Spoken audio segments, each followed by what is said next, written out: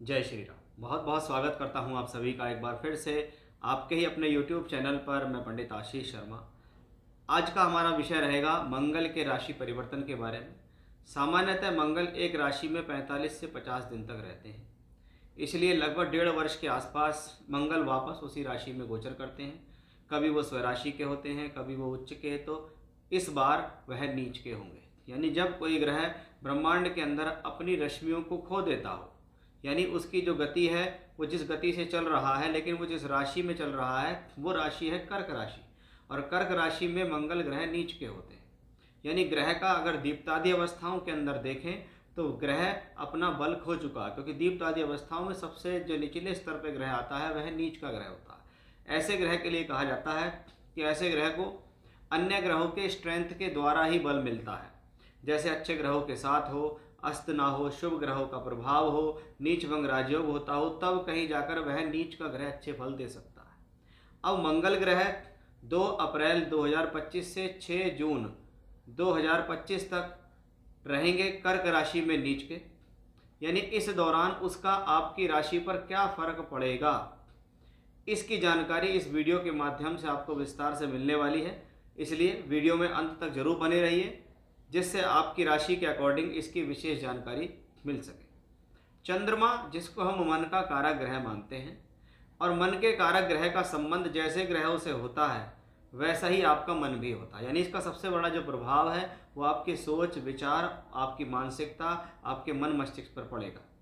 चंद्रमा एक मन का ग्रह है, और चंद्रमा के ऊपर कहा जाता है अगर मंगल का प्रभाव आता है, क्योंकि मंगल उसकी राशि में नीच का है, इसलिए ये कॉम्बिनेशन जीवन में आपके एग्रेशन को कंट्रोल करने वाला माना जाता है। अब अगर ये मंगल चंद्रमा की राशि में नीच का है तो आप एग्रेशन कंट्रोल नहीं कर पाएंगे। वहीं दूसरी तरफ चंद्रमा पर मंगल का प्रभाव ना हो तो ये कहीं ना कहीं आपकी मानसिकता के लिए बेहतर है। यानी अगर इसको हम एग्रेशन के बारे में बात करें तो मंगल कौन है? हिम्मती, साहसी, जोशीला प्लेनेट है।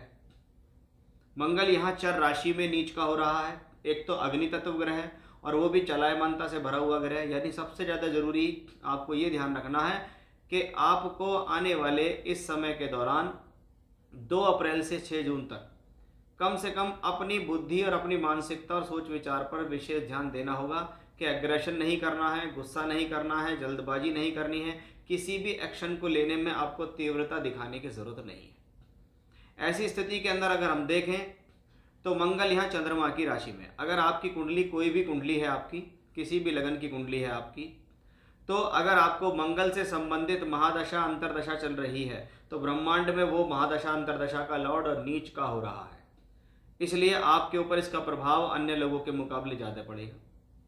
कर्क राशि पुनर्वसु, पुष्य और अश्लेषा नक्षत्र से भरी हुई राशि है।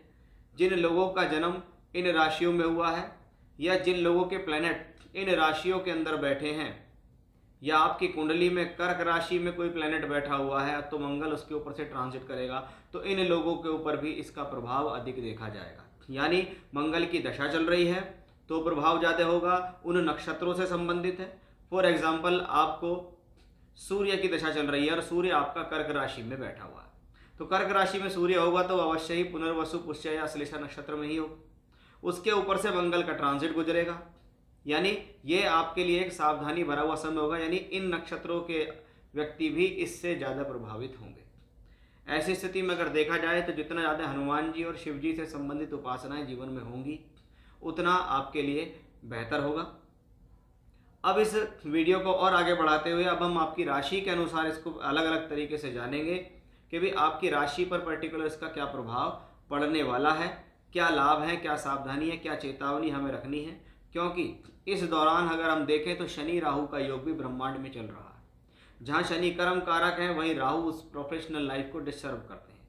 यानी एक तरफ शनि राहु का योग, दूसरी तरफ नीच के मंगल का योग, और वहीं आप बाहरी वातावरण के बारे में बात करें तो आज के समय में आप देश दुनिया में देख लीजिए क्या स्थितियाँ चल रही हैं, चाहे वो धार्मिक हो, सांप्रदायिक हो, राजनीति को लेकर हो, पर्यावरण को लेकर हो, अर्थक्वेक हो, भूकंप हो, आंधी हो, तूफान हो, बारिश हो, वो सब चीज़ें इसी से कहीं ना कहीं संबंधित देखी जाती हैं।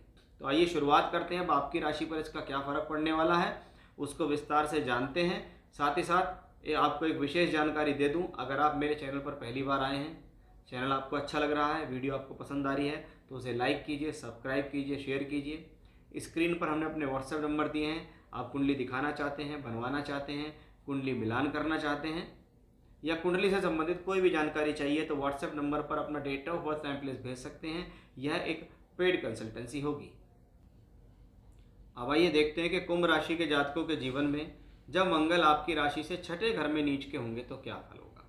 सबसे पहले मैं आपको बता दूं कि मंगल अगर आपकी पत्रिका में या आपकी राशि से छठे घर में ट्रांजिट कर रहे हैं तो क्या है, एनर्जी का प्लेनेट ग्रह है मंगल जो कि 6th हाउस में गया हुआ, यानी आपकी सारी एनर्जी उठ के अब 6th हाउस में चलेगी। अब मंगल प्लेनेट क्या है, हिम्मत और साहस का बड़ा प्रतीक है, यानी आने वाले समय में आपकी हिम्मत और आपका साहस बढ़ेगा, आपका कॉन्फिडेंस लेवल बहुत अच्छा बनेगा, इसमें कोई भी डाउट नहीं है। अब छठे घर में रोग, ऋण और शत्रु तीनों है और मंगल है यहाँ पर नीच का, यानी आप अपने पेशेंस को लूज करके किसी भी प्रकार से अपना कोई नुकसान नहीं करेंगे।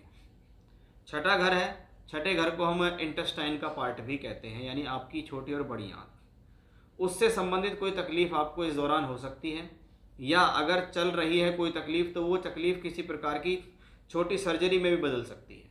बहुत बार जैसे अपेंडिक्स से संबंधित प्रॉब्लम्स लोगों को होती हैं या सडन कोई किडनी स्टोन या पथरी से संबंधित कोई समस्या आती है तो जिसका इमीडिएट ऑपरेशन कराना पड़ जाता है, वो चीज़ भी यहाँ दिखाई देती है। यानी इंटेस्टाइन के पार्ट में किसी प्रकार की प्रॉब्लम होना और वो अचानक से सर्जरी में चेंज हो जाना भी ऐसे कॉम्बिनेशन से दिखता है। ऐसी स्थिति में कोशिश करें अपनी एनर्जी को राइट डायरेक्शन में लगाएं, बिना वजह के शत्रु पालने की ज़रूरत नहीं है।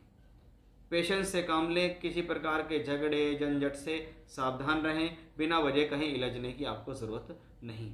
खास तौर पे वो लोग जिनकी कुंडली या राशि, अगर आपकी कुंडली में कुंभ लगन है और मंगल बैठा हुआ है आपके छठे घर में, यानी ऑलरेडी नीच का है, तो नीच के मंगल पे नीच के मंगल का गोचर अच्छा नहीं होता। वो किस लिए नहीं अच्छा होता है, आपको इरिटेशन देगा, क्रोध देगा, जल्दबाजी देगा, आपको नुकसान पहुंचाने की कोशिश करेगा। तो थोड़ा सा आपको इस दौरान ध्यान रखना होगा। बहुत शांति से आपको ये 2 महीने निकालने हैं, अपनी ही गलतियों से आपको अपना कोई नुकसान नहीं करना है। तीसरे घर का स्वामी यहाँ नीच का है तो ये स्थिति क्या है, अपने से छोटे भाई बहन या जो आपके मित्र हैं उनके साथ आपके आर्गूमेंट्स करा सकते हैं। ये स्थिति स्पोर्ट्स पर्सन के लिए अच्छी है। जो लोग स्पोर्ट्स से संबंधित कार्य कर रहे हैं या खेल रहे हैं या स्पोर्ट का कोई काम करते हैं उसको ऐसे समय में प्रगति मिलती है, यानी उनके प्रयास बड़े अच्छे सफल होते हैं। मंगल ग्रह की दृष्टि जब जाती है 9th हाउस पे तो उसको कहा जाता है कि ये वो स्थिति है कि व्यक्ति अपनी मेहनत से अपने भाग्य को चमकाने के लिए मेहनत कर रहा है, प्रयास कर रहा है और अंततः उसको प्रयास में सफलता भी मिलेगी, इसमें भी कोई संदेह नहीं है। तो वहीं हम देखें कि भैया 10वें घर का मालिक ग्रह है मंगल, वो यहाँ है, अपने से 9वें घर में बैठा हुआ है और बैठकर छठे घर से 9वें घर को देखता है। तो इसको हम क्या कहेंगे कि भाई ये वो मंगल ग्रह है जो आपके कार्य क्षेत्र के अंदर संघर्ष कराते हुए सफलता निश्चित देगा। क्योंकि छठे घर में नीच का मंगल हो, तीसरे छठे 11वें में नीच का मंगल राजयोग के फल देता है, ऐसा व्रत पराशर होरा शास्त्र कहती है। आप जो मौका मिले तो आप उसके बारे में पढ़िएगा, कभी नीच के ग्रह कहाँ और कब कैसे अच्छे फल देते हैं। तो जरूरी नहीं है प्लेनेट नीच का हो जाए तो वो खराब ही है। अगर वो 3, 6, 11 में है तो हम निश्चिंत भी हो सकते हैं, कभी घबराने की जरूरत नहीं है। ये राजयोगकारी फल देने वाला प्लेनेट है और इसको आजमाया हुआ है। मैंने तो बहुत सारी पत्रिकाओं में देखा है, आप भी कुछ इंडिविजुअल देखेंगे कि जिनके प्लेनेट 3, 6, 11 में नीच के बैठे हुए हैं उनको वो अच्छे फल देते ही हैं। तो मंगल की ये स्थिति अपने आप में बेहतर है। बस जितना पेशेंस से काम करेंगे उतना आपके लिए ये ग्रह अच्छे ही परिणाम देगा, इसमें कोई भी संदेह नहीं।